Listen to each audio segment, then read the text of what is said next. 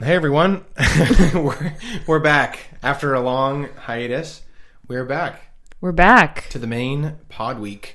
Thank you to everybody who listened to our first episode that we did.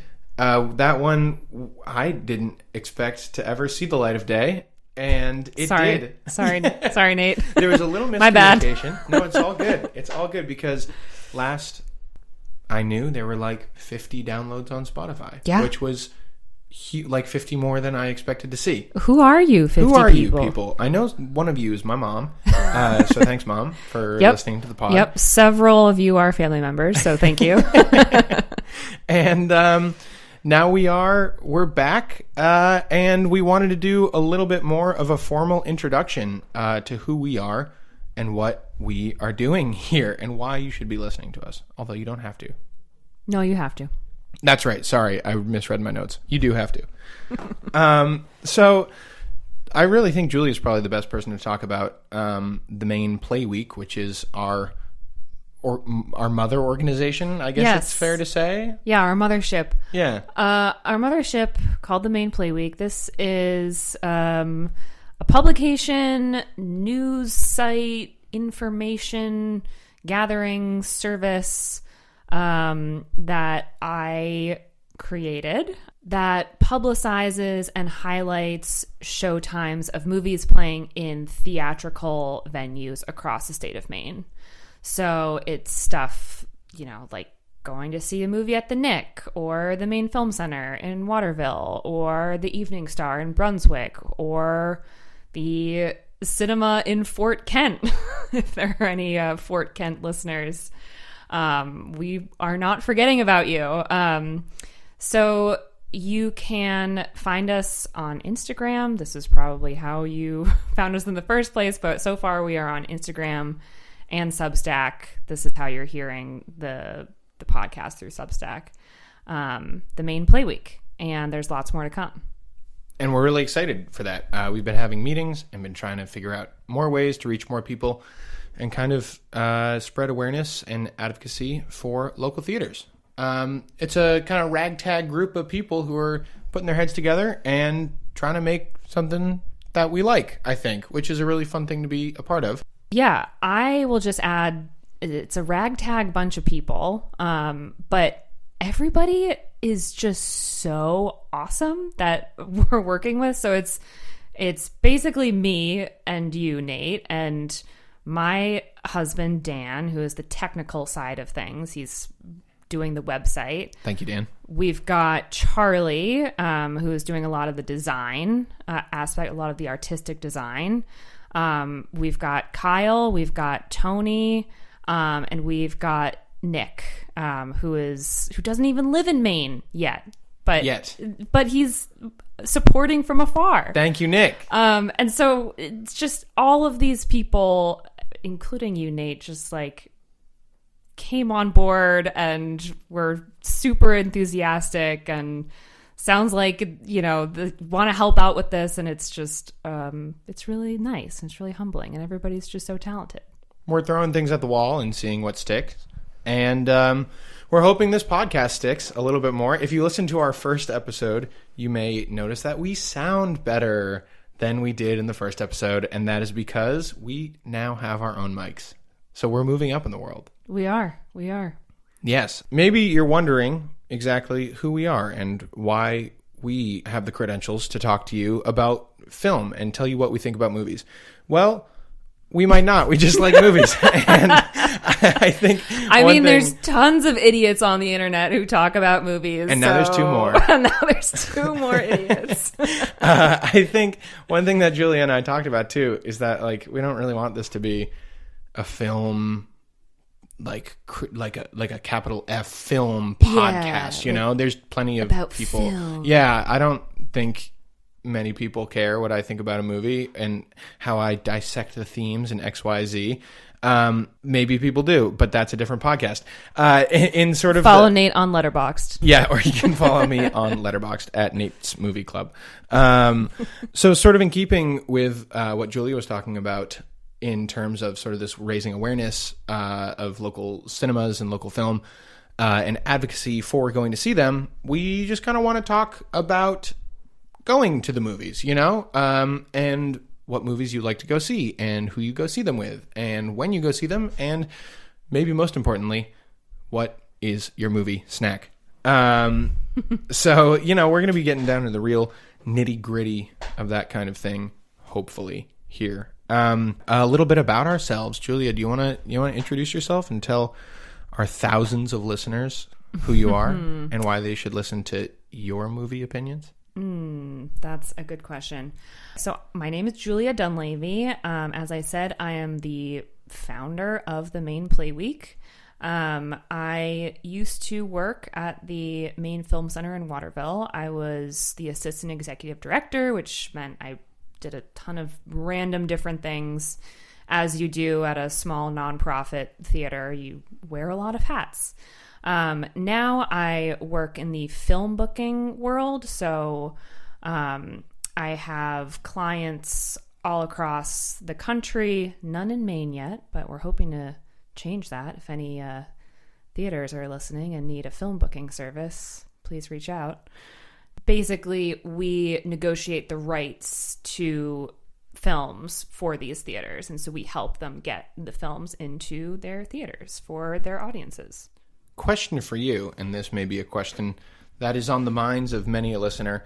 What's a play week? Such a good question. Okay, so a play week is a unit of measurement, a unit of time that we use in the industry. And so new films will open on Fridays. That's almost all the time. That's when films open, is on Fridays. So Friday is the first day you're going to be able to see, let's say, Sinners.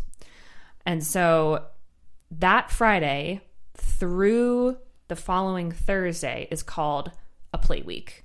And so films open on a certain Friday, a certain play week, and then oftentimes, if they do well, they get held over to the next play week. And so this is kind of the unit of measurement that film bookers like me and cinema operators and distributors, this is the term that we use to kind of measure and plan when films are getting released. And so the idea behind the Maine Play Week is that it would be a way for the audience in Maine, you guys, to be able to plan and figure out when things are actually playing, when things are opening. So that's what a play week means. That's what that is. And that is not something that I knew before. I said to Julia a couple months ago, Julia, what's a play week and why are we called that? But now I know, and my knowledge of film booking has grown. And part of my mission with the Maine Play Week is actually to spread awareness and be sort of an educational opportunity for people who don't work in the film exhibition industry to learn a bit more about how this industry works and why it is that you can see certain films sometimes and then you can't see certain films other times. And sort of give people a peek behind the curtain of, a favorite pastime of ours, going to the movies, and kind of give people a little insight into how the people in power make these decisions. And there's a lot to it. Again, I've been learning a lot just from the couple months that I've been working with the Maine Play Week. My name is Nate Stevenson. I have no real connection to the professional world of film. I guess that's not true. I'm an actor. So that's got to count for something, You're right? You're a professional actor. Okay, I guess when you put it like that, then maybe I do have a connection to the world of professional film. I am an actor. I'm a Mainer by birth and now by choice. And that's, I don't know. What else do you want to know? That's just a all me. You're a man about town. Yeah. A general man about town. I'm a professional actor, a Mainer, and a man about town. You heard it here first. And I do genuinely love going to the movies, and I've been learning to love film more and more and more through various people. And, the more you dip into the world of film and viewing films, the more you find people who like them and want to talk about them. And that's been really great. Portland, I think, is a great town for film. Since working with Julia on the Play Week, I've become aware of how many places are showing movies in town, and places I would not necessarily think to go to, and communities that sort of show appreciation for film that I wouldn't have expected necessarily. So again, we've just kind of gotten back from a busy spell and a hiatus. Right before we kind of disappeared was the death of David Lynch, and that was really incredible to see how people reacted to his passing. I thought they did like a several week long screening series at the Portland Museum of Art where they showed 4 or 5 maybe of his films. Yeah, they showed. What did they do? I went and saw Lost Highway. And Lost Highway. They must have showed Mulholland Drive. They did Mulholland Drive. They did Firewalk with Me. Firewalk with Me. They might have done Blue Velvet as well. Wild at Heart, maybe. And maybe Wild at Heart. That might have been those are the heavy hitters. Right. David Lynch films. Yeah, I'm not a David Lynch. I'm not a connoisseur of David Lynch. I'm not either, really. Yeah. But I went with a couple buddies of mine, and yeah, they were showing it right in their big screening auditorium, and it was like really packed. Like it was really, really packed. It wasn't, it wasn't that there were no empty seats, but like it was a Sunday at 3:30, I think, and I would say the theater was about half full for That's amazing. for like a non-conventional cinema space. I thought it was really cool to see. And that's a pretty big house. Yes, it is. There. It is. I don't know how many seats it is. It's like more than 100. More than 100. Yeah. So that's a very good turnout. It's a good number of folks. For a Sunday afternoon, too. Yeah. And then just after that, it was at Blue, which is a local music venue in Portland. They did like a David Lynch tribute night, and local musicians put together a show of music and songs from his TV and movies. I think a lot of people, when they think of David Lynch and music, they think of Twin Peaks, and there's a ton of Twin Peaks, and I think a lot of people showed up for Twin Peaks. You can kind of sense when people were sort of like, oh, I don't remember what movie this one is from, or like, I don't know this Twin song. Peaks. Yeah. But it was really fun. It was, again, that was like a Thursday night maybe, or something like that.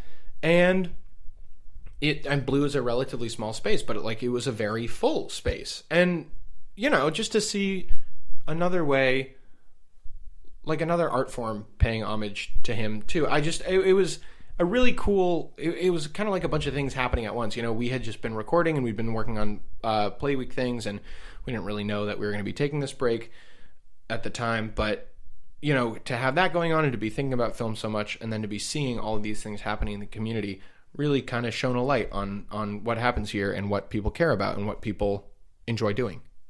Yeah, and I really love those sort of film adjacent events, like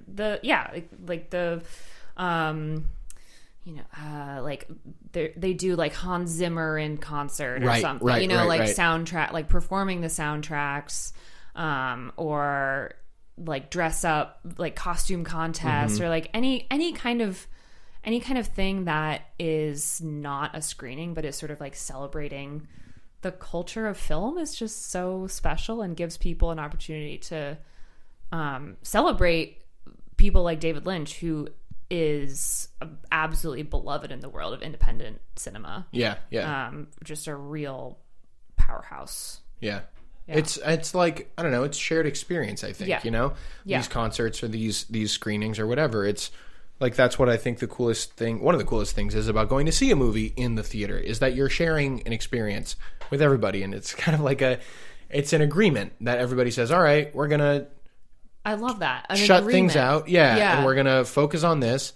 And like, we're going to have this moment together, and in 2 hours or increasingly 3 hours, we're going to leave the theater and we're the Brutalist. The Brutalist. Although, thank you, intermission at the Brutalist. Adrian Brody's speech at the Oscars. Yeah, okay, fair enough. I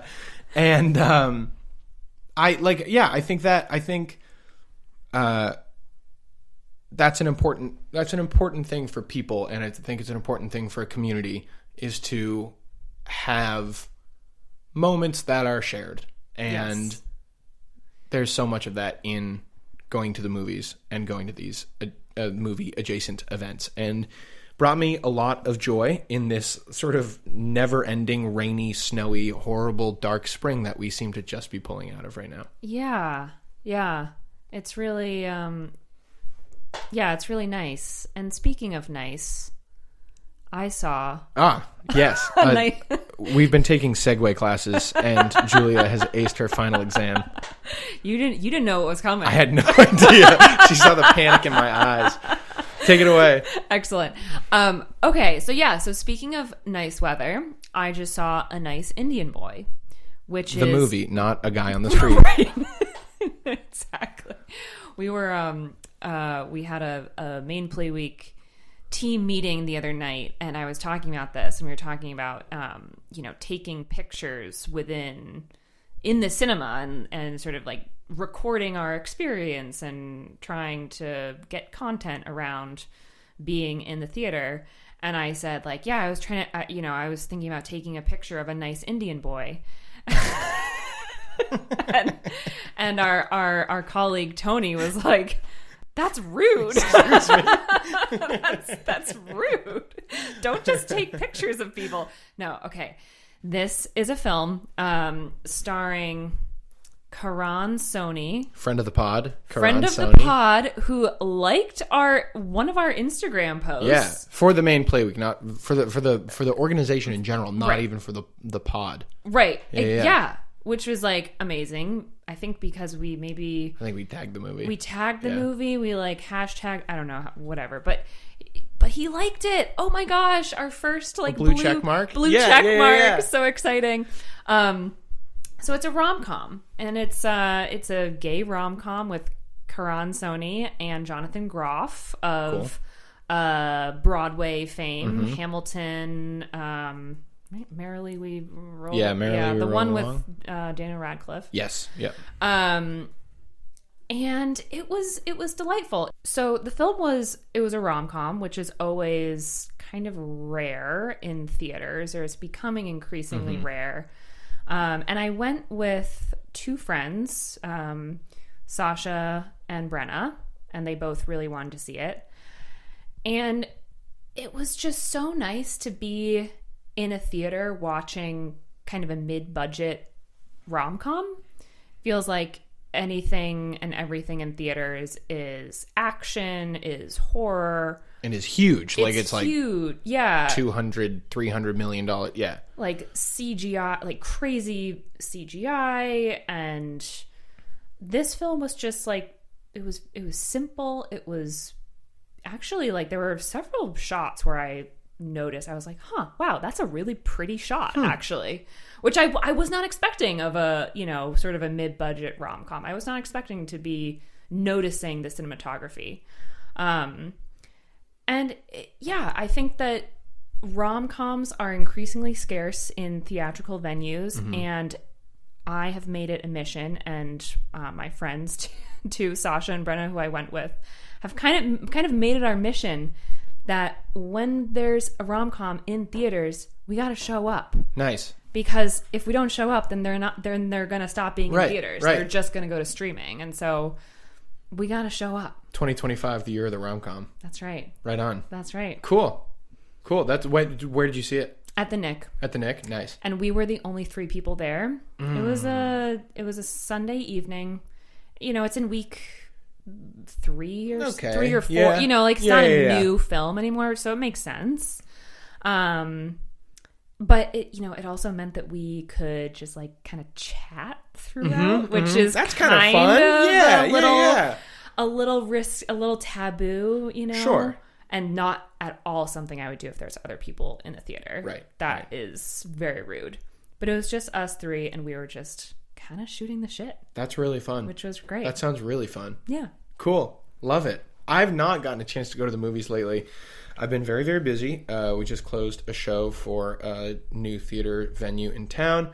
And so I've not been able to go to movies while I've been rehearsing and performing for that. But I've been getting my film fix by starting a little physical media collection.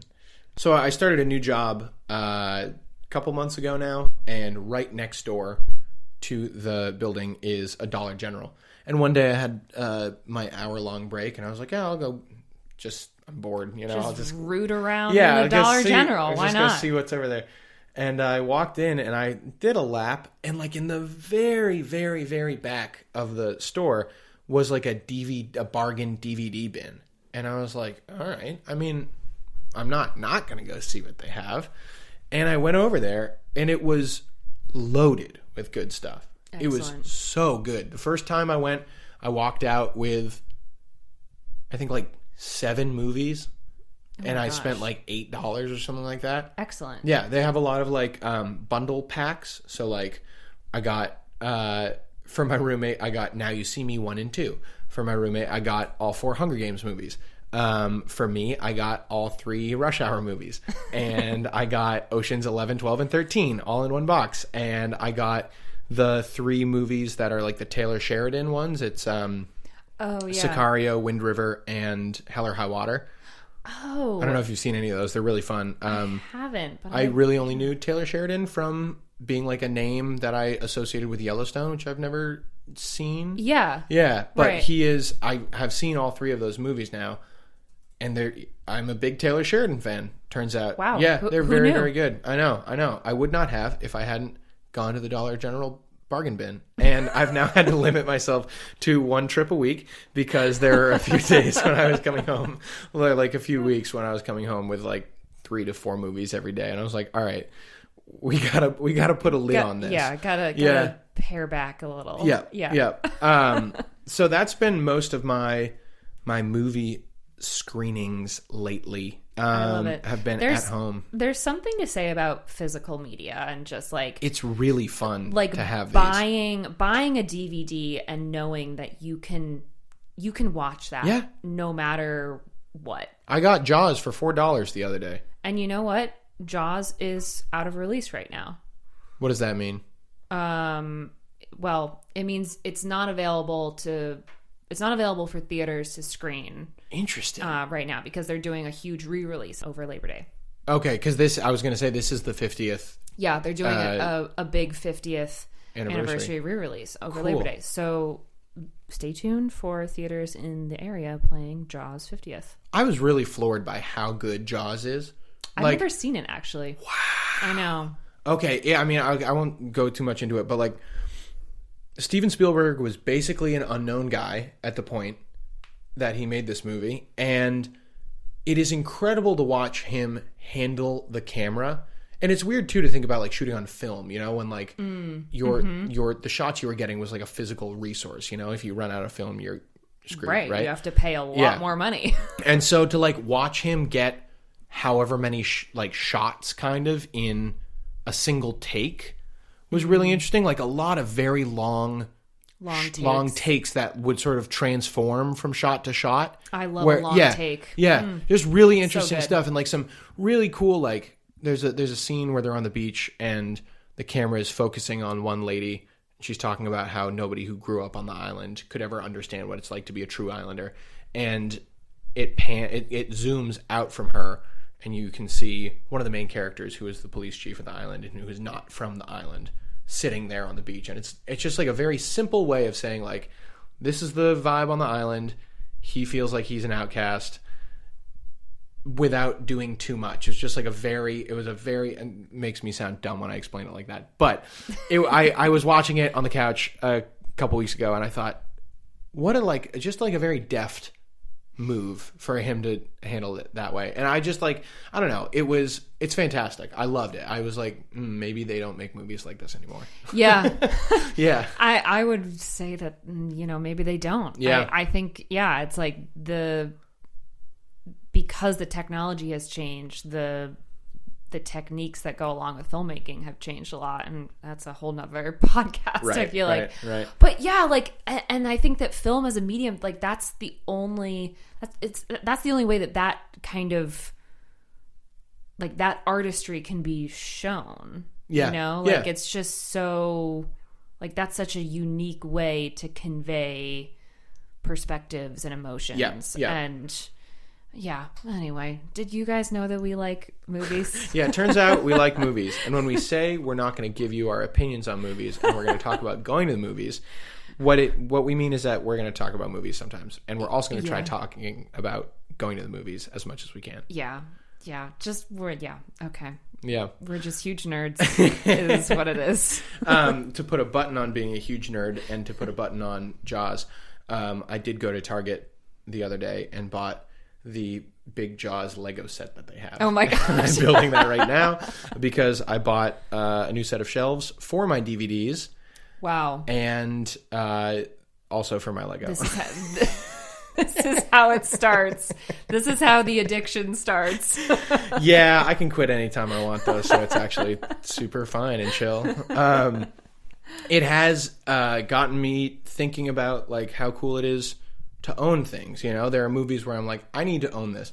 I tried to watch Oh Brother, Where Art Thou the other day, which is a favorite of mine, and there's nowhere that is just streaming it. I rented it from some streaming site, and I thought, I'm going to want to watch this again in the future. Like, I should just get it. So I'm hoping the Dollar General magic works, and one of these Fridays when I go in, it will appear in the magic bargain bin. I bet it will. We're putting it out into the universe. Yes, please, everybody, put out those vibes. Yeah, because streaming services, these huge corporations that run these streaming sites, they can pull whatever they want at any time. They can just say, no, like, you can't watch Harry Potter, or, you know, it's like, you can't watch, The Shawshank Redemption. Yeah. Like, sorry, you can never watch it again. And so the people who can watch it are the people who have that on physical media, whether it's DVD, Blu-ray, on film, or even on VHS. Yeah.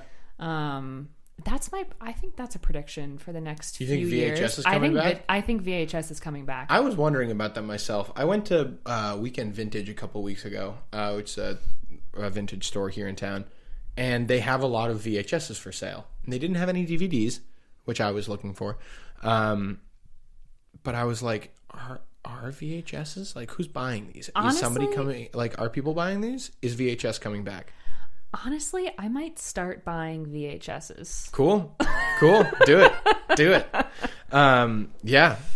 Because the nostalgia of seeing a film on physical film is like, that's a great marketing tactic that a lot of theaters use, which is great. The problem is that there's not that many movies that are on film anymore, because these prints from, back when they were shooting everything on film, basically pre 2010, it's actually quite recent. Yeah. Wow. I know. Isn't that crazy?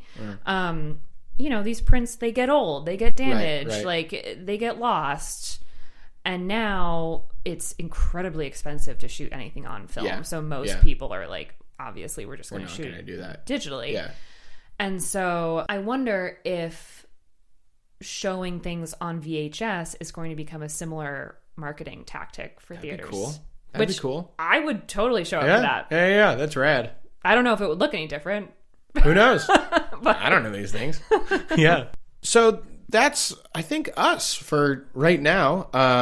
We are trying to get back into the swing of this, and we're going to try to go see more movies. And I think probably before you get more topical movies, you'll hear an episode with slightly less topical movies in it, because we do have some that we saw over the break. So we'll see what happens, but we're trying to see more movies.